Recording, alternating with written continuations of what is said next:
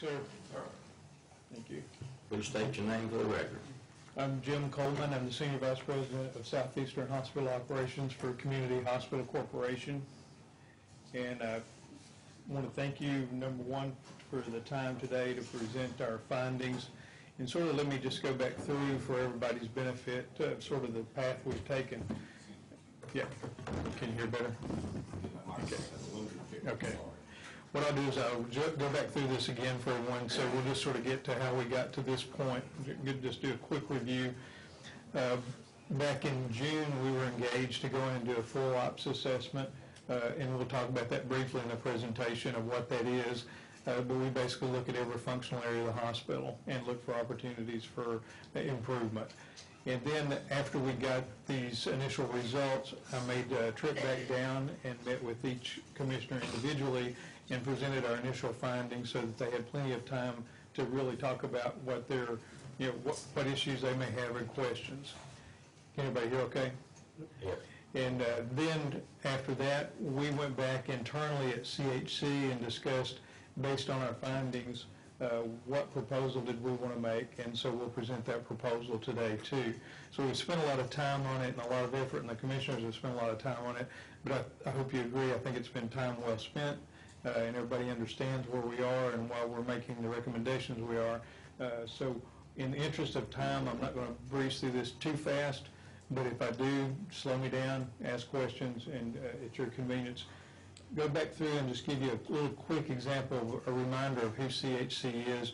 We're a not-for-profit company that started in 1996 and with the mission basically to keep community hospitals independent and still under the control and guide of their county and their local communities. And our vision is really for us to be the nation's preeminent resource in advancing community health care. And mostly our sweet spot, you'll see, is mostly we started in Texas in Plano. I work out of Chattanooga, Tennessee, and covered the Southeast and have lived in Tennessee my whole life, so I'm very familiar with Southeast operations. You'll see we have more activity in Texas because that's where the company started. But over the last 3 years that I've been associated with CHC, I've worked with, to give you an idea of what you're facing is not very uncommon, what you're dealing with and wrestling with for your hospital. I've worked in just not quite 3 years already in 6 states with over 26 hospitals. So a lot of activity in the Southeast. A lot of the Southeast didn't expand Medicaid, which is where you see a lot of hospitals really struggling now. So that's the reason you sort of see that activity picking up in the Southeast. We own hospitals, we manage hospitals, we have consulting agreements with hospitals, and then we also just do independent one-time consulting projects with hospitals. So we offer a full consortium of services. In the operations assessment, turnaround services, what we talked about, and this is what I'll report on today, the high level of the findings. We look at some key areas of productivity, supply chain, information technology, strategy and business development, and revenue cycle. And then other things we also look into during a full ops assessment are managed care contracting, human resources, the clinical services and how they're delivered, risk opportunities. You talked about insurance, looking at your insurance program for the facility, not just professional and director's liability insurance, but even your vehicles and your property and casualty insurance. And then look at cost reports to make sure you're getting the best reimbursements for your cost report filings. So for today's agenda, as I'm going to go through and talk about a high-level executive summary of the findings and then the proposal. So if that meets with everybody's approval, we'll move forward. The key considerations from this whole exercise at this point in time is Williams should focus on emergency care, outpatient services, and evaluate various models of inpatient care. And that would be consistent with the plans that you have on the books now for a new facility. But we really think that focus on that being designed, that facility being designed for focus on the outpatient care, which is where most services are moving toward, would be well served. Physician recruitment is not only a key priority, but probably a top priority. And that's where we think that maybe Tallahassee Memorial or another tertiary care partner could be very helpful in getting that physician recruitment and that physician coverage in. Conversion of the clinics to RHC, or which is rural health clinic status, which I understand from Mr. Cooper is in process and close to being done, will be helpful in reimbursement increases for those facilities. But not just reimbursement increase won't fix what we found there. We just need some volume growth and some efficiencies there to get them to where they're performing at a better level. And then lastly, partnering with a professional management firm or a tertiary care facility to help Weems be guided into the future. Because in this day and time, when our company was started, we were started with the purpose of keeping community hospitals independent and community-based and controlled. In today's time and climate, that's becoming a tougher and tougher deal to do. You almost always have to have some kind of tertiary care partner.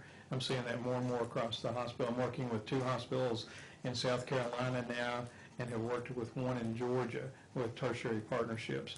And those partnerships can just be clinical affiliations. They can build a little bit of skin in the game where they help with recruiting and provide clinics on site to help with that physician support. But it's becoming almost a necessity. So I think that that's where we have a relationship that you had before I came along with Tallahassee. I think that's a very strong relationship and could be beneficial in whatever partnership we use going forward. What we call is a savings sheet, and this is a high level of our findings of what we found in each area. We look at revenue enhancement, expense savings, total income statement impact, and then balance sheet savings. Now, I want to give you the caveat of these numbers. Some of them are actually estimates. Usually we're pretty good and can give you some hard, fast numbers.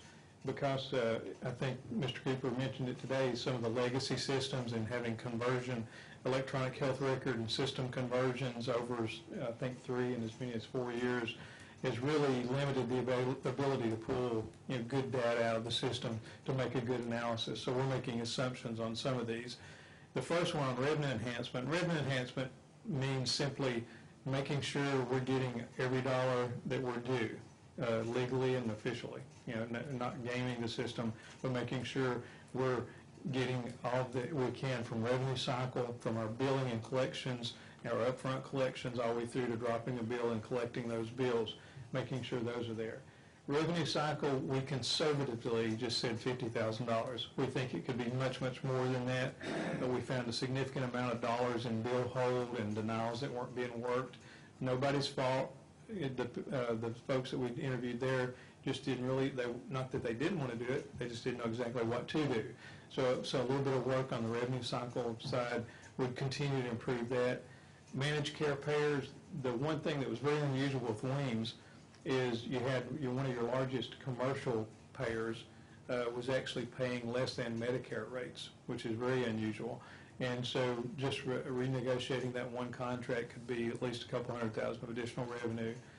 Expense savings, labor is that looks like a big number, $195,000, but that's really a small number.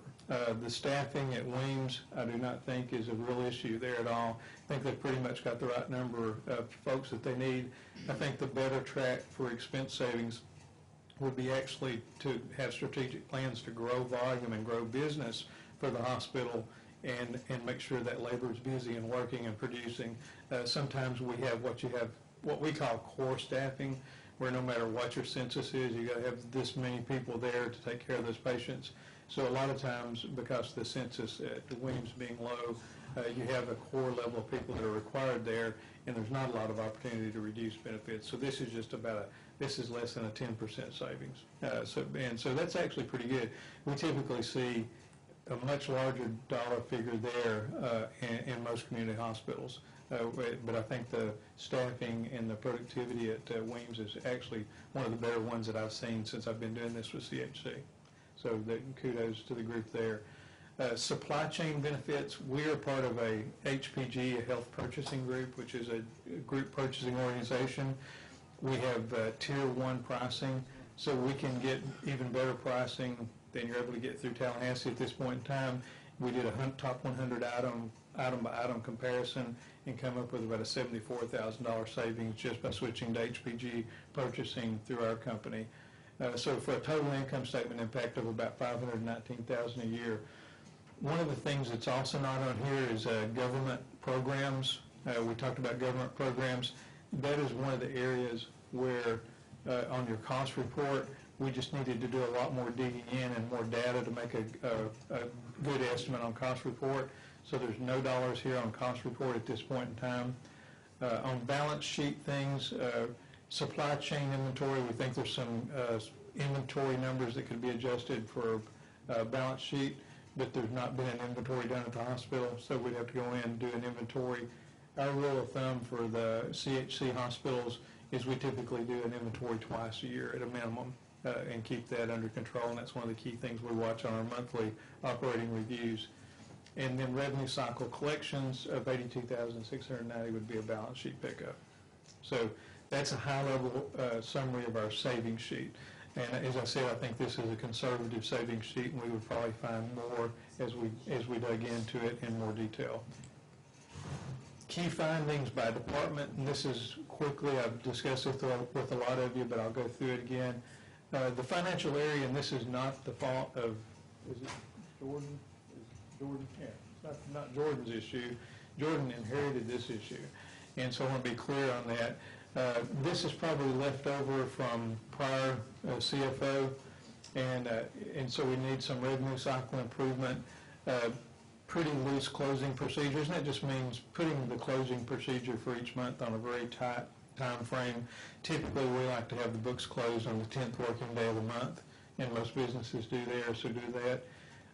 Really sort of looking back and looking at how contractual allocation methodology is very important in the healthcare arena, and making good assumptions on contractual allocations, and just sort of firming that up and putting a model in place that's consistent every month to month. And we typically use about a 6-month look-back model in our facilities, and we would bring that to Jordan and his group to put that into place. Timely reporting for required financial reports, including the cost report. And we would just recommend that the commission also consider engaging a CPA firm that has a broad healthcare experience for the coming audit, instead of just using a county auditor. And that's not slicing the county auditor at all.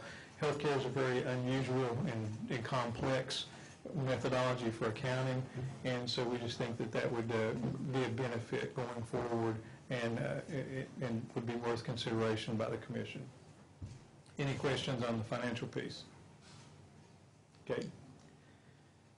One of the things, and this is just a general cluster of things, not only in one topic, but developing a formal medical staff development plan. This would be done in conjunction with the board at Weems. And so basically we would come in and actually do some statistical analysis and help develop a medical staff development plan, present what we think would be the needs over the next 5 years for Weems and for Franklin County and the surrounding area, and then prioritize that over 3 years, and then and have the board endorse that, and then work hopefully with the tertiary care partner to bring those physicians in. More than likely, obviously, the first focus would be primary care physicians, and then go from there. Probably the next logical thing in a small community is a general surgeon who can do general surgery and also do colonoscopies and things like that would bring income into the facility. We've already talked about commercial managed care plans should be renegotiated. Productivity is in line or better than most critical access hospitals, so that's not really an issue, and was a good surprise. Human resources need to be doing OIG checks. OIG is just a system that whenever you have the Office of Inspector General, if you have an employee come into the healthcare system, they need to be ran to make sure they don't have any OIG flags. That wasn't being done, so we asked that be started immediately. We really think that you should consider a new PEO, Professional Employment Organization, for the employees that are being leased.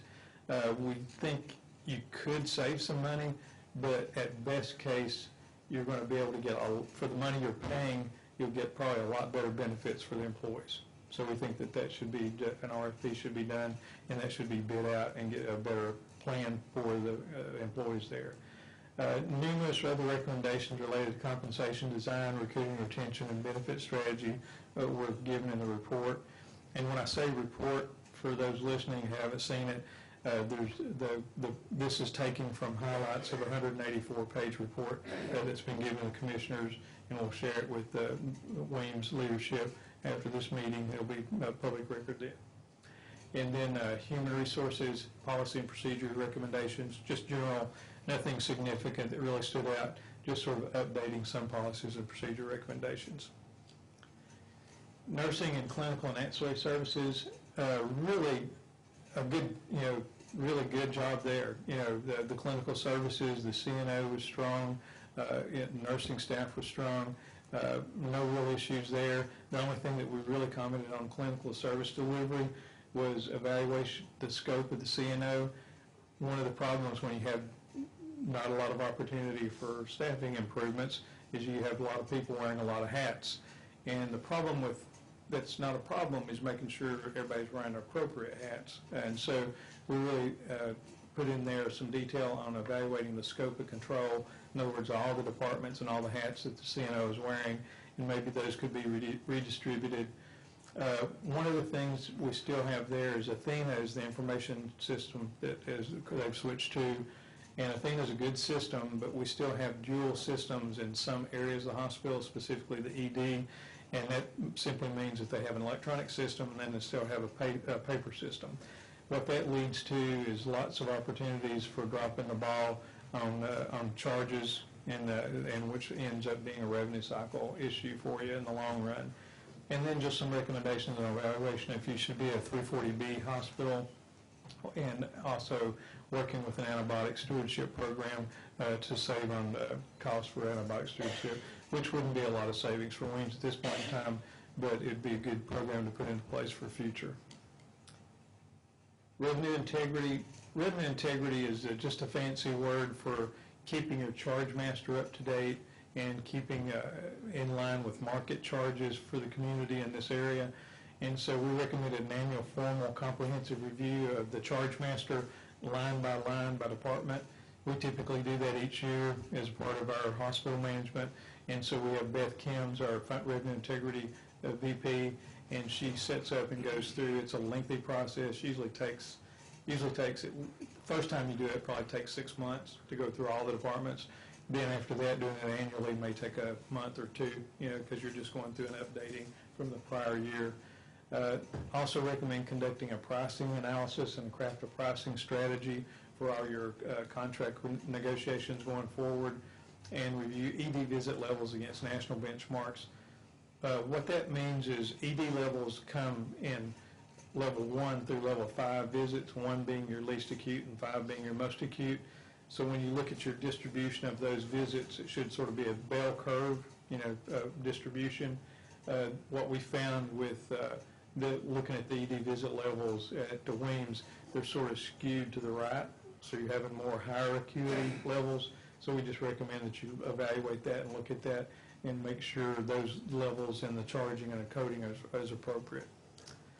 Supply chain, we mentioned, aside from taking access to the HPG contract for the savings, but also have this area report to the CFO, upload the item master to the Athena information system, designate chargeable versus non-chargeable items in the system. That way you make sure you're not charging for chargeable items and you're not missing chargeable items. And then consider a separate HPG agreement for additional supply savings. Information systems that outsource, you have a gentleman that works there that provides IT services, seems very capable, and we just recommended formal IT governance committee should be established just to sort of look at IT, what's going to be needed going forward, actually working with leadership at Weems to get with Athena and set some expectations with Athena, because you're paying them a monthly fee that's significant for the IT systems.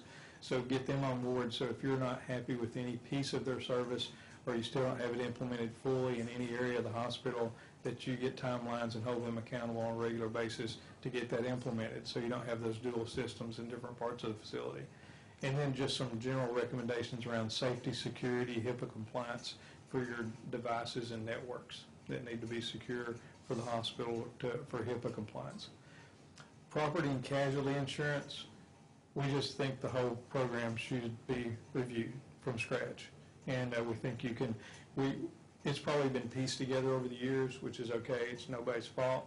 But it's probably worth taking a step back and getting someone engaged. We use locked-in services, come in and look at the program from scratch, because a lot of what we saw in the property casualty insurance programs was unusual for healthcare facilities.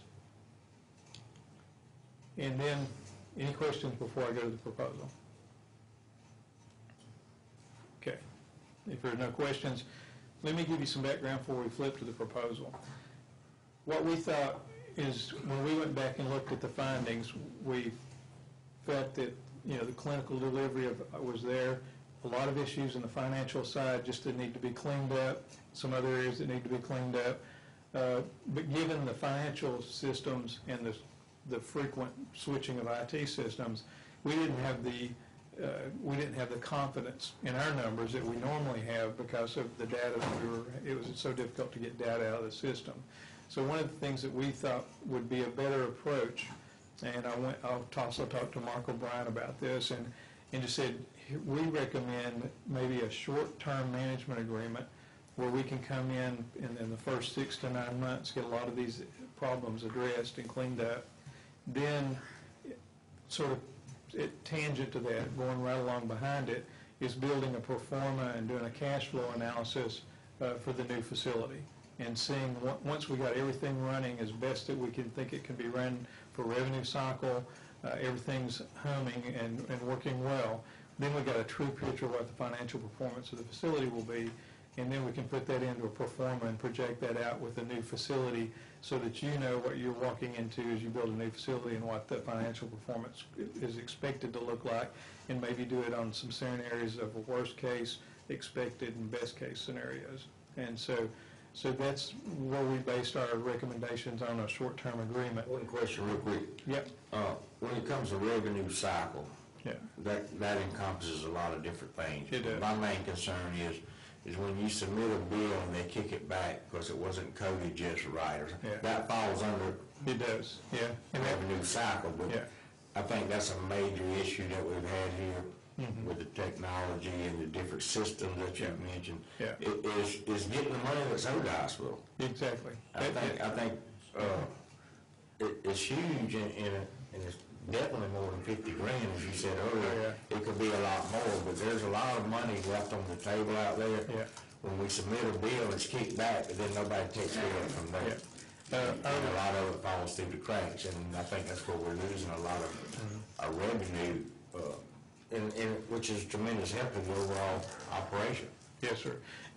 Actually, when we looked, I think our revenue cycle, gentlemen, don't quote me exactly, so I'll just use, it was 7 figures. There was about 7 figures in denial, or like in a bill hold. That's what I'm saying. And so we don't know exactly, based on all the different payers, that might be what the net would be coming back, but it would be significant. But moving forward, that's one thing we're going to try to clean up, Yeah, which is going to be, will greatly enhance the stability, the economic viability of the hospital. And Jordan has a lot of expertise in that area, but now that he's in the CFO role, he needs some support to do that too. So I think that's where he needs some support to get that cleaned up. Because it's not something that's easy to clean up, well, especially when you got that many laying out there. And I also think that should the board enter into this agreement or proposal that you're about to make to us, that's one of your main responsibilities is to clean up some of this stuff and get the revenues that's owed the hospital back to the hospital,